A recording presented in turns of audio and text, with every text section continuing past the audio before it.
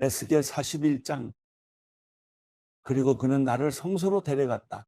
그러고는 그가 문기둥을 쟀는데 그 두께가 이쪽이 6규빗 저쪽이 6규빗이었다. 문 입구는 너비가 10규빗이었고 문 양쪽 벽은 이쪽이 5규빗 저쪽이 5규빗이었다. 그는 성소도 쟀는데 그 길이는 40규빗 너비는 20규빗이었다. 그리고 그는 안으로 들어가서 문기둥을 쟀는데 2규빗이었고 입구는 높이가 6규빗 너비가 7규빗이었다. 그리고 그가 성소를 가로질러서 쟀더니 그 길이가 20규빗, 너비가 20규빗이었다. 그가 내게 말했다. 이곳은 지극히 거룩한 곳이다. 그러고 나서 그는 성전 벽을 쟀다. 그것은 6규빗이었고 성전의 주위에 둘러있는 각 쪽방은 너비가 4규빗이었다. 쪽방들은 세 층이었는데 한 방 위에 다른 방이 있는 형태로 한 층에 30개씩 있었다. 성전 주위에 받침대가 놓여 있어 그쪽 방들은 거기에 고정되어 있었고 성전 벽에 고정되어 있지는 않았다.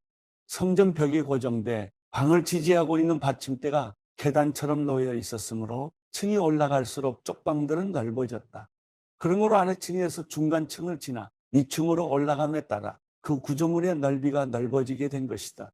내가 보니 성전 둘레에 받침대가 놓여 있었는데 그것은 쪽방의 기초로서 높이가 막대기 하나 곧 6규빗이었다. 쪽방 바깥벽은 두께가 5규빗이었다. 성전의 쪽방 바깥으로는 빈터가 있었는데 방들 사이는 성전 주위로 3면이 다 폭이 20규빗이 됐다. 그 쪽방들의 출입문은 닷들을 향해 있었는데 하나는 북쪽 방향을 향하고 하나는 남쪽을 향하고 있었다. 그리고 그 주위에 둘러있는 뜰의 폭은 5규빗이었다. 서쪽 방향 성전 뜰 맞은편에 서 있는 건물은 너비가 70규빗이었고 그 건물 사면의 벽은 두께가 5규빗이며 그 길이는 90규빗이었다. 그리고 그는 성전을 쟀는데 길이는 100규빗이었고 서쪽들은 그 건물과 벽까지 다해서 길이가 100규빗이었다. 성전의 정면을 포함해서 동쪽 성전뜰의 너비는 100규빗이었다. 그러고 나서 그는 뜰 뒤에 맞은편에 있는 건물의 길이를 쟀는데 그 양쪽 쪽방들을 포함해서 100규빗이었다. 이는 안쪽 성소와 뜰의 현관, 문턱과 좁은 창문들을 포함한 것이다. 문턱 안에 세 층에 둘러있는 쪽방은 땅에서 창문까지 나무 판자를 댔고 창문들은 이미 가려져 있었다. 입구 위의 공간과 안쪽 성소까지 바깥 그리고 성소의 안팎 주위에 둘러서 처진 벽도 그렇게 돼 있었다. 판자에는 그룹과 종려나무가 새겨져 있었고 종려나무는 그룹과 그룹 사이에 있었다. 그룹은 각각 두 얼굴을 가지고 있었다. 한쪽에는 종려나무를 향한 인간의 얼굴, 다른 쪽에는 종려나무를 향한 젊은 사자의 얼굴이 있었다. 그 모양은 성전 전체를 둘러가며 새겨져 있었다.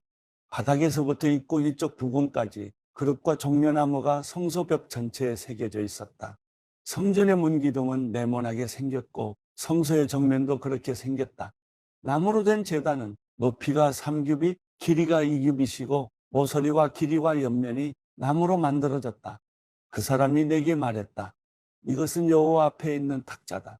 성전과 성소에는 문이 2개 있었는데 문마다 2개의 문짝을 가지고 있었으며 2개의 돌적이가 달린 문짝들이었다. 이 문도 2짝, 저 문도 2짝이었다. 성전문에도 벽에 새겨진 것 같은 그룹과 종려나무가 새겨져 있었고 성전 현관 밖의 정면에는 나무로 만든 디딤판이 있었다. 현관 양쪽에는 좁은 창틀이 있었고 종려나무가 새겨져 있었다. 성전의 쪽방에도 디딤판 위에도 그렇게 되어 있었다. 에스겔 42장. 그 사람은 나를 북쪽 방향의 길을 통해서 바깥들로 데리고 나갔다. 그는 나를 성전뜰 앞과 북쪽을 향한 건물 앞에 있는 방들로 데리고 갔다. 문이 북쪽을 향하고 있는 이 건물은 길이가 100규빗, 너비가 50규빗이었다. 이 건물은 3개 층의 쪽방이 있는 건물로서 20규빗 되는 안뜰과 바깥뜰 포장된 곳과 마주 대하고 있었다. 방들 앞으로는 안쪽을 향해 너비 10규빗, 길이 100규빗의 복도가 있었고 그것들의 문은 북쪽을 향해 있었다. 맨 위에 있는 방이 가장 좁았는데 그것은 아래층, 중간층보다 복도가 더 많은 공간을 차지하고 있었기 때문이다. 방들은 3층으로 되어 있었고 성전뜰에 있는 기둥들과 같은 기둥들이 없었다. 그래서 위층이 아래층, 중간층보다 좁아졌다. 바깥들을 향한 방들 앞에 있는 바깥벽은 방들과 평행을 이루고 있었는데 그것의 길이는 50규빗이었다. 바깥들을 향해 있는 방들의 길이는 50규빗이었으며 성전을 마주보고 있는 방들의 길이는 100규빗이었다. 이들 아래쪽 방들은 바깥들에서 그것들에 들어올 때 입구가 동쪽으로나 있었다. 뜰 맞은편, 건물 맞은편 동쪽 방향의 뜰 두꺼운 벽에도 방들이 있었다. 그 방들 앞에도 통로가 있었고 그 형태가 북쪽 방향의 방들과 비슷했다. 그 길이와 너비도 다른 방들과 같았고 그 통로와 입구는 설계한 대로였다. 남쪽 방향의 방들의 문과 대칭으로 문이 하나 있었는데 방들로 들어갈 때 동쪽 방향 벽 바로 앞 통로에 있었다. 그러고 나서 그가 내게 말했다. 성전뜰 앞에 있는 북쪽 방들과 남쪽 방들은 거룩한 방이다. 여호와께 나아가는 제사장들이 지극히 거룩한 예물들을 그곳에서 먹을 것이다. 그곳은 거룩한 곳이므로 그들이 지극히 거룩한 제물들, 곧 곡식제사와 속죄제와 속건제의 제물들을 그곳에 둘 것이다. 제사장들이 한번 성소에 들어가면 그곳으로부터 그냥 바깥들로 나오지 못하고 그들이 입고 섬기던 그들의 옷을 벗어놓고 나와야 한다. 이는 제사장들의 옷이 거룩하기 때문이다. 그들은 다른 옷으로 갈아입고 나서야 백성들을 위한 뜰에 가까이 갈 수 있다. 그는 성전 안쪽을 다 재고 난 뒤 동쪽 방향으로 향하고 있는 문으로 나를 데리고 나가서 그 주변을 모두 쟀다. 그가 길이를 재는 막대기로 동쪽을 쟀더니 500규빗이었다. 그가 북쪽을 쟀더니 길이를 재는 막대기로 500규빗이었다. 그가 남쪽을 쟀더니 길이를 재는 막대기로 500규빗이었다. 그가 서쪽으로 가서 쟀더니 길이를 재는 막대기로 500규빗이었다. 이렇게 그는 사면을 모두 쟀다. 사면을 둘러 모두 벽이 있었는데 그 길이가 500규빗, 너비가 500규빗이었다. 그 벽은 거룩한 곳과 속된 곳을 구별하기 위한 것이었다. 에스겔 43장. 그 후 그 사람이 나를 동쪽 방향으로 향하는 문으로 인도했다. 그곳에서는 이스라엘 하나님의 영광이 동쪽 방향으로부터 나오고 있었다. 그분의 목소리는 세차게 흐르는 물소리 같았고 땅은 그분의 영광으로 인해 빛이 났다. 내가 본 환상의 형태는 주께서 그 성읍을 멸망시키려고 오셨을 때 본 환상의 모습과 같았고 또 내가 그 발 강가에서 본 환상의 모습과 같았다. 그래서 내 얼굴을 땅에 대고 내가 엎드렸다. 그러자 여호와의 영광이 동쪽 방향으로 향한 문을 통해서 성전으로 들어왔다. 그리고 주의 영이 나를 들어 올려서 안쪽 뜰로 데리고 가셨는데 여호와의 영광이 성전을 가득 채웠다. 나는 성전 쪽에서 누가 내게 말하는 것을 들었다. 한 사람이 내 옆에 서 있었다. 그분이 내게 말했다. 사람아, 이곳은 내 보좌가 있을 곳이며 내 발이 있을 곳이다. 이곳이 바로 이스라엘 자손들 가운데서 내가 영원히 살 곳이다. 이스라엘 족속 곧 그들과 그들의 왕들이 다시는 그들의 창녀짓으로나 그들의 산당에 있는 그들의 왕들의 시체로 인해 내 거룩한 이름을 더럽히지 않을 것이다. 내 문턱 곁에 자기 문턱을 두고 내 문기둥 곁에 그들의 문기둥을 두며 그들과 나 사이에 벽을 두고서 그들이 자행한 혐오스러운 일들로 인해 그들이 내 거룩한 이름을 더럽혔다. 그래서 내가 진노에 그들을 멸망시켰다. 이제 창녀짓과 그들의 왕들의 시체들을 내게서 멀리하도록 하여라. 그러면 내가 그들 가운데서 영원히 살 것이다. 사람아, 성전의 모습을 이스라엘의 족속에게 알려줘서 그들이 그들의 죄악을 부끄러워하게 하고 그들로 하여금 성전의 모양을 특정하게 하여라. 그리고 만약 그들이 행한 모든 일들을 그들이 부끄러워하면 그 성전의 모양과 그 배열과 출입구들과 전체 모습과 모든 법령과 모든 법도와 모든 율법을 그들에게 보여주어라. 그리고 그것을 그들이 보는 데서 기록해 그들이 그의 모든 법도와 그의 모든 법령들을 지키고 그것들을 실행하도록 하여라. 이것이 성전의 법도다. 산 꼭대기 주변의 지역은 지극히 거룩할 것이다. 이것이 성전의 율법이다. 이것들은 제단을 큰 규빗으로 측정한 것이다. 큰 1규빗은 1규빗에다 한 뼘만큼 더한 길이다. 밑받침은 높이가 1규빗, 너비가 1규빗이고 그 가장자리를 둘러있는 경계는 너비가 한 뼘이다. 그리고 제단의 높이는 이러하다.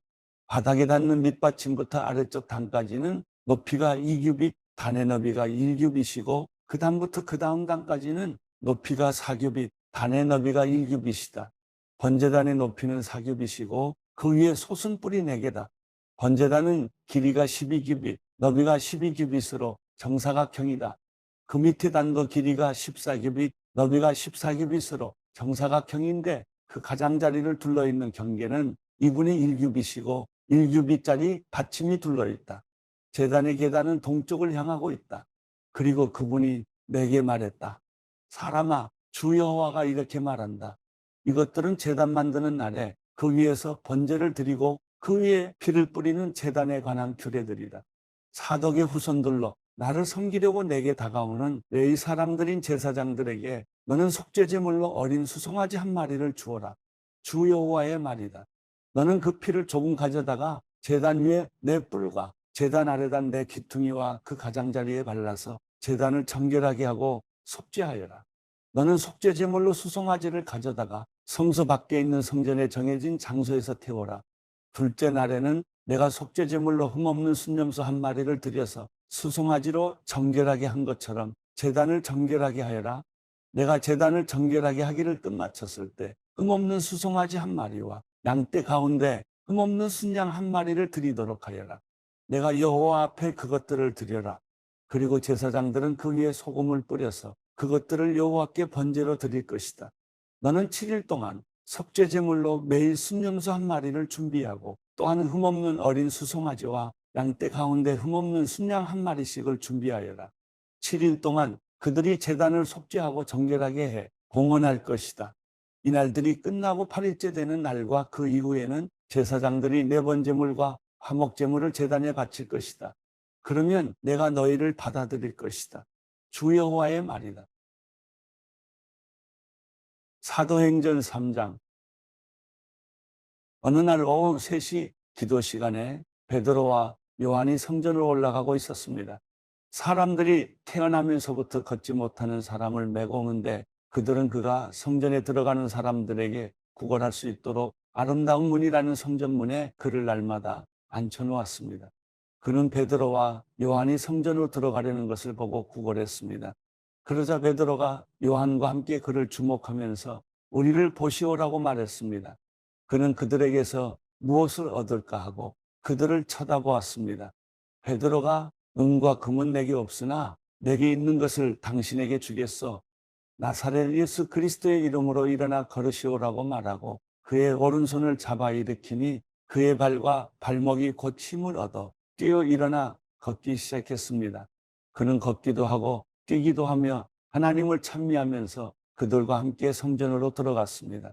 모든 백성이 그가 걸어다니는 것과 하나님을 찬미함을 보고 그가 성전 아름다운 문에 앉아 구걸하던 바로 그 사람임을 알아보고 그에게 일어난 일로 인해 몹시 놀라며 이상하게 생각했습니다.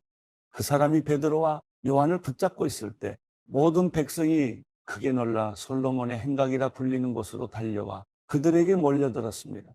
베드로가 이것을 보고 백성에게 말했습니다. 이스라엘 사람들이요, 왜 이를 이상하게 생각합니까? 또 우리 자신의 능력과 경건으로 이 사람을 걷게 한 것처럼 왜 우리를 주목합니까? 아브라함과 이삭과 야곱의 하나님, 곧 우리 조상의 하나님께서 그분의 종 예수를 영화롭게 하셨습니다. 그러나 여러분은 일찍이 그를 넘겨주었고 빌라도가 놓아주기로 판결했음에도 당신들은 빌라도 앞에서 그것을 부인했습니다. 여러분은 거룩하고 의로운 분을 거절하고 도리어 살인한 사람을 놓아달라고 요청해 생명의 근원 되시는 분을 죽였습니다. 그러나 하나님께서는 그분을 죽은 사람들 가운데서 살리셨습니다. 우리는 이 일에 대해 증인들입니다. 예수의 이름을 믿는 믿음으로 인해 그분의 이름이 여러분이 보고 하는 이 사람을 온전케 했으니 예수로 인해 난 믿음이 여러분 앞에서 이같이 그를 완전히 낫게 했습니다. 형제들이여, 이제 나는 여러분이 여러분의 지도자들처럼 무지해서 그렇게 행동했던 것을 압니다. 그러나 하나님께서는 모든 예언자들의 입을 통해 그리스도께서 고난받아야 할 것이라고 미리 선포하신 것을 이와 같이 이루셨습니다. 그러므로 여러분은 회개하고 돌아오십시오. 그래서 여러분의 죄 씻음을 받으십시오. 그러면 주 앞에서 새로워지는 때가 올 것이요. 주께서 여러분을 위해 미리 정하신 그리스도 예수를 다시 보내실 것입니다. 그러나 하나님께서 영원 전부터 그분의 거룩한 예언자들의 입을 통해 말씀하신 대로 만물을 회복하실 때까지 예수는 마땅히 하늘에 계셔야 할 것입니다. 모세는 말하기를 주 하나님께서 너희를 위해 너희 형제 가운데서 나 같은 예언자 하나를 세울 것이니 그가 너희에게 말하는 것은 무엇이든지 다 들으라. 누구든지 그 예언자의 말을 듣지 아니하는 사람은 백성 가운데서 멸망당할 것이다라고 했습니다. 또 사무엘과 그 뒤를 이은 모든 예언자들도 이때를 가리켜 예언했습니다. 여러분은 예언자들의 자손이요. 또 하나님께서 여러분의 조상들과 더불어 세우신 언약의 자손입니다. 하나님께서 아브라함에게 내 후손으로 인해 땅의 모든 족속이 복을 받을 것이다라고 말씀하셨습니다. 하나님께서 여러분의 악으로부터 각자 돌아서게 하셔서 여러분에게 복 주시려고 자기의 종을 세워 여러분에게 먼저 그를 보내셨습니다. 사도행전 4장 베드로와 요한이 사람들에게 말하고 있는데 제사장들과 성전경비대장과 사두개파 사람들이 나타났습니다. 그들은 두 사도가 사람들을 가르치며 예수를 들어 죽은 사람의 부활을 전파하는 것 때문에 심기가 몹시 불편했습니다. 그들은 베드로와 요한을 붙잡았습니다. 그런데 그때가 이미 저녁이었기 때문에 다음 날까지 감옥에 가둬놓았습니다. 그러나 사도들의 말씀을 들은 많은 사람들이 믿게 됐고 그리하여 믿게 된 남자의 수가 5천 명쯤으로 늘어났습니다. 이튿날 통치자들과 장로들과 율법학자들이 예루살렘에 모였습니다. 거기에는 대제사장 안나스가 있었고 가야바, 요한, 알렉산더와 대제사장 가문의 사람들도 있었습니다. 그들은 베드로와 요한을 앞에 세워놓고 너희가 무슨 권세와 누구의 이름으로 이런 일을 했느냐라고 신문하기 시작했습니다. 그때 베드로가 성령이 충만해 그들에게 말했습니다. 백성의 통치자들과 장로들이여, 오늘 여러분이 걷지 못하는 사람에게 일어난 선한 일에 대해 해명하라고 우리를 부른 것이라면, 또 그가 어떻게 낫게 됐는지 묻는 것이라면 여러분과 모든 이스라엘 백성들은 이 점을 알아야 합니다. 이 사람이 다 나서 여러분 앞에 서게 된 것은 여러분이 십자가에 못 박았지만 하나님께서 죽은 사람들 가운데서 다시 살리신 나사렛 예수 그리스도의 이름으로 된 것입니다. 이 예수는 건축자들이 버린 돌이지만 진모퉁이의 머릿돌이 되셨습니다.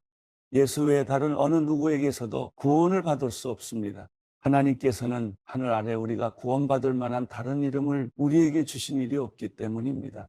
그들은 베드로와 요한이 아무런 교육도 받지 않은 평범한 사람인 줄 알았는데 그렇듯 용기 있게 말하는 것을 보고 놀라지 않을 수 없었습니다. 그러고는 비로소 그들이 과거에 예수와 내내 함께 있던 사람인 줄 알게 됐습니다. 게다가 병이 나은 사람이 두 사도 곁에 서 있는 것을 보니 더 이상 할 말이 없었습니다. 그래서 그들은 그 사람들을 공회 밖으로 나가도록 명령하고 함께 의논했습니다. 그들이 서로 물었습니다. 이 사람들을 어떻게 할까요? 그들이 대단한 기적을 행했다는 사실을 예루살렘에 사는 모든 사람들이 알고 있고 우리도 그것을 부인할 수는 없습니다. 어쨌든 이 일이 백성들 사이에 더 이상 퍼져나가지 않도록 하려면 이 사람들에게 어느 누구에게도 예수 이름으로 말하지 말라고 경고해야 합니다. 그러고 나서 그들은 베드로와 요한을 다시 불러들여 절대로 예수의 이름으로 말하거나 가르치지 말라고 명령했습니다. 그러나 베드로와 요한이 대답했습니다. 하나님의 말씀보다 당신들의 말에 순종하는 것이 하나님 보시기에 옳은지 스스로 판단해 보십시오. 우리는 보고 들은 것을 말하지 않을 수 없습니다. 그들은 사도들을 다시금 협박하고 나서야 겨우 풀어주었습니다. 그들이 사도들을 처벌할 수 없었던 것은 모든 사람들이 그 일어난 일로 인해 하나님을 찬양하고 있었기 때문입니다. 이 기적으로 병이 나은 그 사람은 40살이 넘은 사람이었습니다.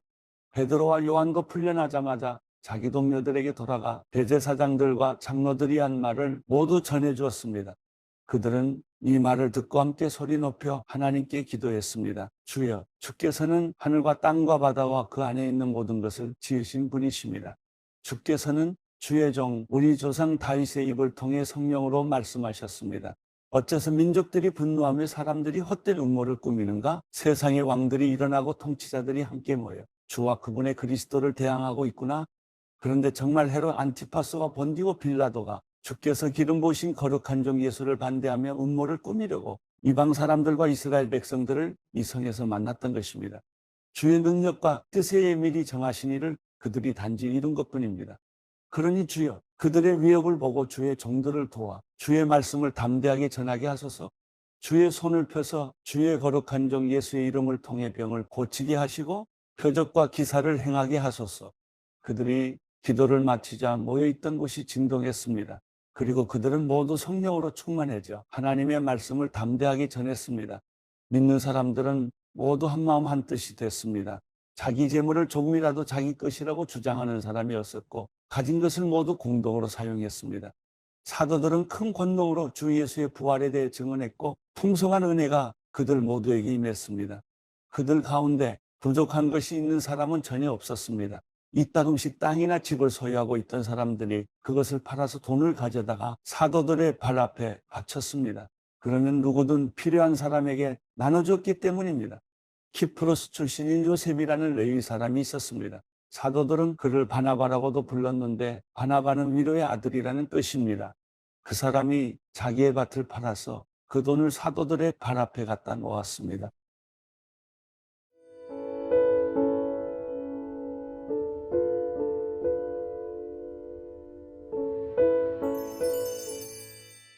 시편 29편. 너희 힘 있는 사람들아 영광과 능력을 여호와께 돌려드리라. 그 이름에 합당한 영광을 여호와께 돌려드리고 그 거룩한 아름다움으로 여호와께 경배하라. 여호와의 음성이 물 위에 있으며 영광의 하나님이 천둥 같은 소리를 내시고 여호와께서 여러 물 위에 계십니다. 여호와의 음성은 힘이 있고 여호와의 음성은 위엄이 가득합니다.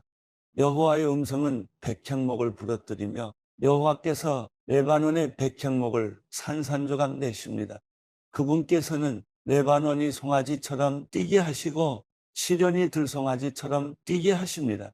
여호와의 음성이 번갯불을 쪼개시며 여호와의 음성이 광야를 흔드십니다. 여호와께서 가데스 광야를 흔드십니다. 여호와의 음성은 암사슴이 새끼를 낳게 하시고 숲이 벌겋게 드러나게 하십니다. 그분의 성전에서는 모두가 영광을 외칩니다.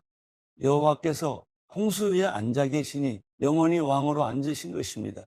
여호와께서 그 백성들에게 힘을 주시고 그 백성들에게 평안의 복을 주십니다.